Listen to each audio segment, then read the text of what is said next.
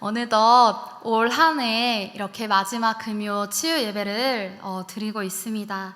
올 한 해를 하나님 안에서 잘 마무리하시고 또 새롭게 새해를 맞이하는 이 연말에 하나님 앞에 나와 말씀과 기도로 인도받고 준비하며 나아가는 복된 성도님들이 되시기를 소망합니다. 오늘은 말씀 앞에서 라는 제목으로 말씀을 나누려고 합니다. 제가 금요 이 치유 예배 설교를 준비해야 된다고 듣기 전부터 꼭 정말 나누고 싶은 찬양이 있었습니다. 그 찬양의 제목이에요. 그래서 이렇게 설교할 기회가 되어서 이 찬양을 먼저 생각하고 그 다음에 주제와 본문 말씀을 정하여서 이렇게 준비하게 되었습니다. 나중에 기도할 때도 함께 고백하겠지만 이 찬양의 가사를 보면 이렇게 되어 있습니다. 하나님 말씀에 두려워 떠는 자, 그 말씀에 생명을 거는 자, 그 한 사람 찾으시는 하나님의 마음을 아는 이 시간이 되었으면 좋겠습니다. 오늘의 말씀 이 신명기의 신자는 거듭할 신의 신자인데 우리 말 중에서 신신당부하다, 거듭당부하다는 말처럼 신명기는 다시 듣는 명령 그리고 다시 듣는 말씀이라는 뜻이 있습니다. 모세가 이스라엘 백성들에게 하나님의 약속에 대한 중요한 말씀을 다시 전해주는 본문입니다. 지금 이스라엘 백성들은 광야에서 40년 동안 광야 생활을 하고 또 마침내 약속의 땅, 가나안 땅을 바로 눈앞에 두고 있는 상황입니다. 약속의 땅 가나안은 어떤 곳인가요? 아무것도 없는 이 광야와는 달리 어디를 가나 꽃이 피어 있고 또 과일들이 주렁주렁 열려 있어서 언제든 맛있는 것도 먹을 수 있고 부족함 없이 모든 것이 풍부한 곳입니다. 또한 그 땅에는 이미 살고 있는 원주민들이 있어서 그들이 섬기는 신들이 있었고 또 그들의 문화가 자리 잡고 있는 곳이었습니다. 하나님의 백성들과는 전혀 어울리지 않는 그러한 가치관과 모습을 가지고 살아가는 그 땅에 지금 이스라엘 백성들이 들어가야 하는 거예요. 그리고 그곳에 들어가는 백성들은 출애굽한 세대가 아니라 새로운 세대의 백성들이었습니다. 이전에 하나님께서 애굽에서 이스라엘 백성들을 구해 주셨을 때 기쁨과 그 구원의 감격으로 찬양하던 이스라엘 백성들은 자기의 힘으로는 스스로는 도저히 살아갈 수 없는 그 광야를 걸으면서 불평하고 하나님을 향하여서 원망했습니다. 하나님은 여전히 자기의 백성들을 보호하시고 인도하시며 함께 하셨는데 모세가 시내산에 이제 십계명을 받으러 올라갔을 때 금송아지 우상을 만드는 그런 죄도 짓게 되었습니다. 또 이 가나안 땅의 강한 민족들을 보고 두려워하여서 하나님이 분명히 주셔서 차지하게 하실 땅 하나님의 그 약속의 말씀을 듣지 않았습니다. 그렇게 광야 세대는 하나님 앞에 불순종하여서 광야에서 다 죽고 이제 오늘 신명기에서 율법을 받는 백성들은 광야에서 태어나서 약속의 땅에 들어갈 새로운 세대의 그런 이스라엘 백성들입니다. 하나님께서 모세를 불러서 이 백성들에게 하나님의 말씀을 다시 전하게 하셨습니다. 먼저 1절을 제가 다시 읽어드리겠습니다. 이는 곧 너희의 하나님 여호와께서 너희에게 가르치라고 명하신 명령과 규례와 법도라. 너희가 건너가서 차지할 땅에서 행할 것이니. 아멘.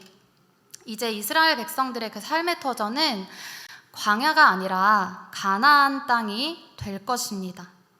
하나님은 그 가나안에 들어가서 하나님의 명령과 규례와 또 법도를 지키라고 명령하셨죠. 우리가 생각해야 할 것은 하나님께서 왜 이 율법을 우리에게 주시고 그것을 지키게 하셨는가? 그 목적을 이해해야 합니다. 하나님께서 율법을 주신 목적은 하나님을 경외하게 하기 위함이라고 말씀하십니다. 이방 문화가 자리 잡고 있는 그곳, 부족함 없는 풍요로운 그곳에서도 이스라엘 백성들과 그 광야에서 함께 하신 하나님의 은혜를 잊지 말고 하나님을 경외하며 살아가도록 하기 위해서, 그리고 이스라엘 백성들과 그 자손들로 하여금 계속해서 하나님의 그 명령과 규례와 법도를 지키도록 하기 위함이라고 말씀하고 계신 것입니다.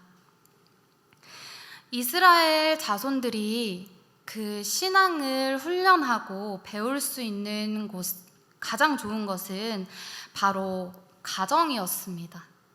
그리고 그 교사는 자연스럽게 부모가 되겠죠. 따라서 부모는 자녀들에게 하나님의 법을 가르쳐서 지키게 하고 하나님을 경외하는 것을 가르쳐 주어야 하는 책임이 있는 것입니다. 우리 교회 학교를 보면, 어린이들을 보면 감사하게도 부모님이나 조부모님께서 다 신앙생활을 하셔서 자녀들의 그 신앙적인 부분에도 좋은 영향을 주실 것 같습니다. 부모가 경건 생활을 힘쓰고 또 자녀들을 위해 기도하면서 믿음의 본을 보이며 살아갈 때 자녀들은 그 모습을 보고 배우게 되는 것입니다. 하나님의 자녀들이 하나님을 경외하는 것을 배우는 것보다 중요한 것이 무엇이 있을까요? 세상에서 필요한 지식은 학교나 다른 곳에서 얻을 수 있습니다. 좋은 학교, 좋은 직장에 들어가고 또 많은 재산을 물려주고, 물론 그렇게 도울 수 있는 부분이 있다면 좋겠지만 그보다 가장 중요한 것은, 그 무엇보다 우선되어야 할 것은 바로 하나님의 자녀들이 여호와 경외하기를 배우는 것인 줄로 믿습니다. 또한 하나님을 경외함으로 이렇게 살아갈 때에 그에 따라 오는 결과로 영적인 유익과 더불어서 이스라엘의 날이 장구하게 될 것이고 또 복을 얻게 될 것이고 젖과 꿀이 흐르는 땅에서 크게 번성하게 되리라고 약속하셨습니다. 따라서 하나님의 율법을 듣고 그대로 지키는 자에게 주어지는 복이, 하나님을 경외하는 자가 받는 복이 얼마나 크고 확실한 것인지를 알고 오늘 함께 예배드리는 우리 모두가 하나님을 경외함으로 행복한 삶을 걸어가기를 축복하며 또 하나님 말씀에 순종하여서 하나님의 기쁨이 되기를 간절히 소망합니다. 이렇게 율법을 가르치신 목적과 그 유익을 생각해 볼 때에 우리에게 필요한 것은 바로 하나님의 말씀을 바로 아는 것입니다. 하나님의 말씀을 알기 위해서 너는 들으라 3절에 보면 이 말씀은 단순히 말씀을 듣는 것이 아니라 삼가 그것을 행하라 말씀하시면서 그렇게 할 때 너희에게 복이 된다, 복을 받는다 말씀하세요. 이 복이 된다는 표현은 다른 표현으로 그렇게 하나님의 말씀을 듣고 삼가 지켜 행할 때 너에게 모든 일이 기쁨이 될 것이다 라고 말씀하고 계신 것입니다. 이어지는 4절에 보면 이스라엘아 들으라, 쉐마 이스라엘, 곧 하나님의 명령 그 말씀을 들으라고 또 말씀하고 계시죠. 여기서 들으라는 말은 단지 귀로 듣는 것이 아니라 하나님의 말씀을 이해하고 순종하는 것을 포함하는 것입니다.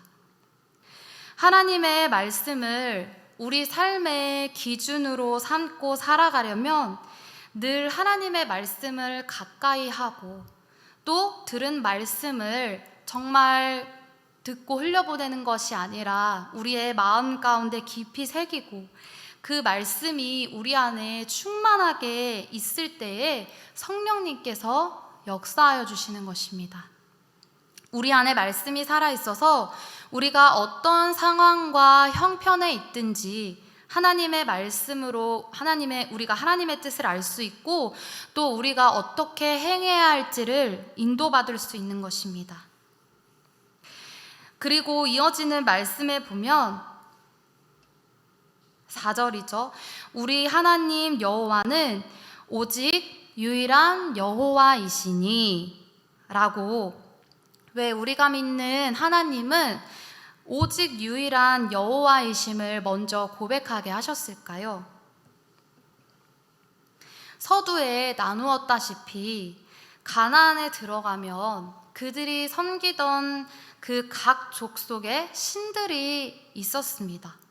그러나 우리가 섬길 대상은 그 세상의 수많은 다른 헛된 우상이 아니고 오직 한 분이신 여호와 하나님만을 가리키며 그 외에 다른 신은 존재하지 않는다고 분명히 말씀하고 계신 것입니다. 그리고 이어지는 5절에서는 너는 마음을 다하고 뜻을 다하고 힘을 다하여 내 하나님 여호와를 사랑하라고 말씀하십니다. 하나님을 마음과 뜻과 힘을 다해 사랑한다는 것은 우리의 지성과 우리의 감성과 또 의지 모두를 다하여서 하나님을 사랑하라는 뜻입니다. 우리의 가장 그 중심에 우리의 생각과 의지와 감정이 모두 담겨 있는 곳에서부터 진실하게 하나님을 사랑하라는 의미이죠. 그리고 힘을 다하여 라는 말은 정성을 다하라는 것입니다. 우리가 진실되게 하나님을 사랑하는 것뿐만 아니라 우리의 삶의 모습과 행동을 통해서 하나님을 사랑하는 것이 구체적으로 표현되어야 하는 것입니다. 하나님께서는 우리가 지금 이렇게 함께 모여 예배를 소중히 여기고 마음과 정성을 다해 하나님 앞에 드릴 때 그 부분을 하나님이 기뻐하시는 줄로 믿습니다. 사람들은 자기가 좋아하는 일에 많은 시간을 들이게 되죠. 저는 하루 중에서 시간으로 볼 때 그 새벽에 그 고요한 시간, 그 기도하는 시간을 참 좋아하기는 하지만 일어나기가 참 힘든 것 같아요.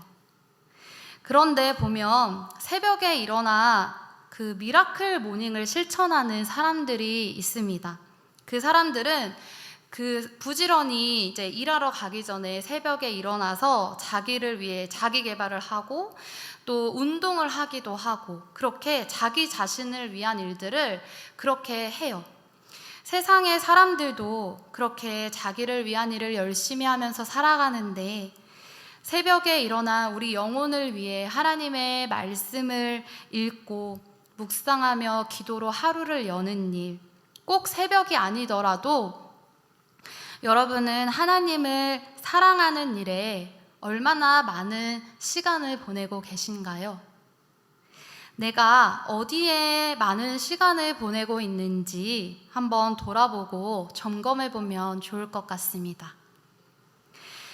하나님은 이제 이스라엘 백성들이 들어갈 그 약속의 땅에서 이 이스라엘 백성들이 그 싸워서 이기는 전략이 아니라 어떻게 하나님을 사랑하고 또 어떻게 하나님의 백성들이 하나님의 백성답게 살아가야 하는지를 알려주셨습니다.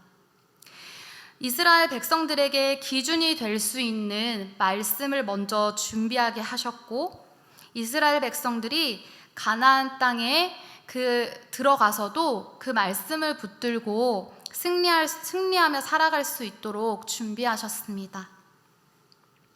오늘날도 우리의 다음 세대들이 이 세상의 가치관을 따라 살아가는 것이 아니라 정말로 하나님께 붙들린 자녀들로 살아가야 하지 않을까요?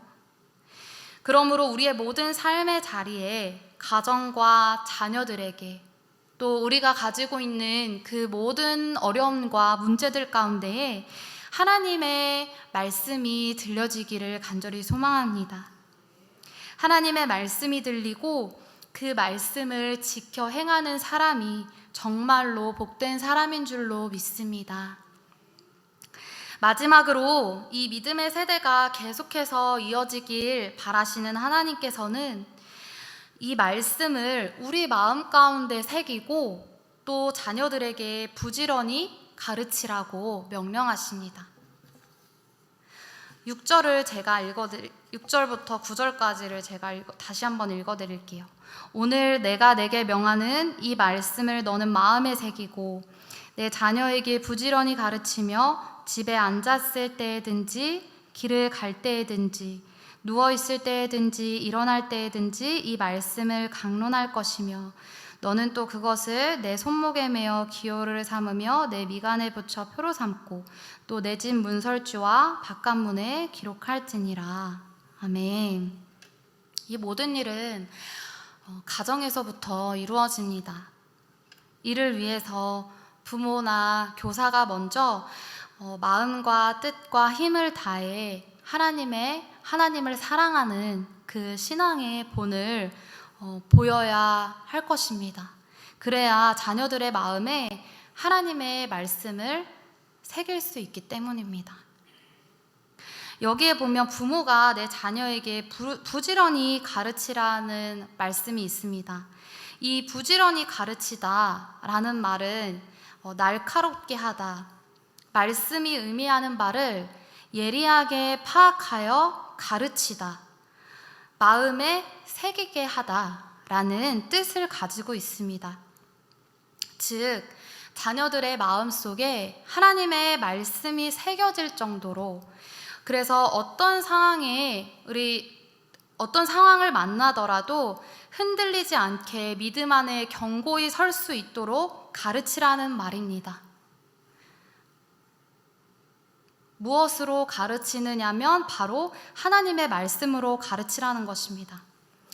이것은 말씀에 대한 그냥 지식에 머무는 것이 아니라 하나님의 말씀을 항상 마음에 간직하여서 하나님을 경외하고 그분의 하나님의 말씀에 그 순종하는 신앙이 자녀들에게, 우리의 다음 세대에게 계속 전수되어야 믿음의 가정과 또한 우리 교회의 앞날에도 소망이 있는 줄로 믿습니다.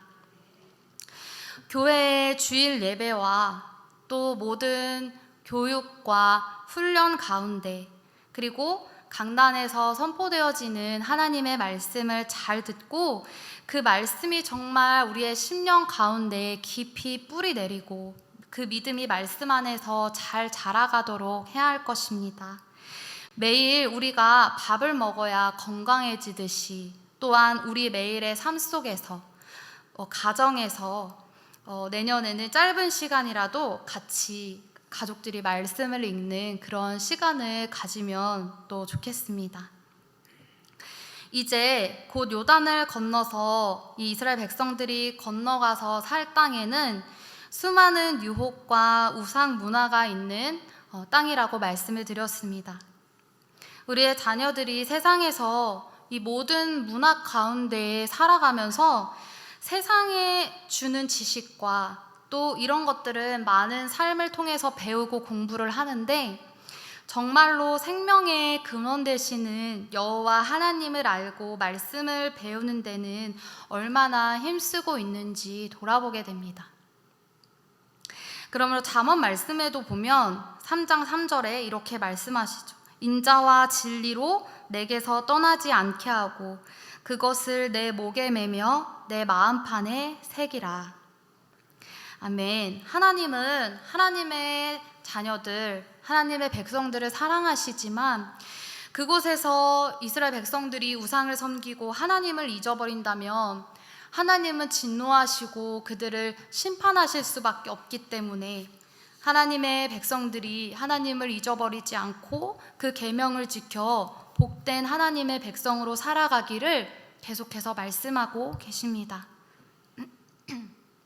제가 오래전에 제자훈련을 가기 위해서 이제 두 군데를 두고 고민하면서 어디로 가야 할지 기도한 적이 있었어요. 그럴 때 이제 어디로 그때 저에게 주신 마음은 어디로 가는 것이 중요한 것이 아니라 내가 어디로 가든지 그곳에서 내가 하나님과 함께 하고 있느냐, 그것이 가장 중요하다라는 것을 깨닫게 해주셨어요. 우리가 지금 어느 곳에 있든지 어디에 있든지 중요한 것은 하나님과 함께 하는 것이고, 또 그러한 훈련을 하는 이유는 하나님과 함께 하면서 하나님 나라와 하나님의 뜻을 이루어가기 위함인 줄로 믿습니다. 제가 새벽에도 한번 나눈 적이 있었는데, 처음 사도들교회에 왔을 때에도 이제 저기 뒤에 앉아서 이렇게 속으로 기도했던 적이 있어요. 여기에는 정말 어른들도 많고 저보다 신앙의 연수도 정말 오래되신 분들도 많은데, 제가 어떻게 이 사역들을 감당하며 어떻게 섬겨야 할까요? 라고 이렇게 물어봤을 때 하나님께서는 저에게 그냥 하나님의 말씀에 순종하는 자가 되면 된다 라는 마음을 주셨습니다. 하나님이 주신 그 말씀, 우리에게 주신 그 계명 중에 무엇이 가장 크냐고 물었을 때 예수님께서 주신 대답이 무엇이었나요? 하나님을 사랑하고 내 이웃을 사랑하는 것이었습니다. 하나님을 사랑하는 것만큼 내 이웃에 대하여서도 긍휼과 사랑으로 내 몸과 같이 사랑할 것을 말씀해 주셨죠. 제가 생각하는 사랑은 하나님의 말씀으로 정말 제자들을 양육하고 예수님을 알지 못해 죽어가는 영혼들에게 생명 되신 예수님을 전해서 정말 그 영혼들이 예수님을 믿고 천국에 갈 수 있도록 도와주고 인도하는 것이 제일 큰 사랑이 아닐까 생각합니다. 이제 올 한 해가 지나가고 새로운 한 해를 준비하는 이 연말에 우리가 어떤 마음으로 살아가고 또 어떤 준비를 해야 할까요? 사람들은 많은 계획을 세우고 또 준비하겠지만 우리가 살아갈 정말 새해는 하나님의 말씀을 듣고 붙들고 행하는 삶이어야 하는 줄로 믿습니다. 무엇보다도 하나님께 붙들려서 말씀으로 인도받는 저와 여러분의 삶이 되기를 간절히 소망합니다.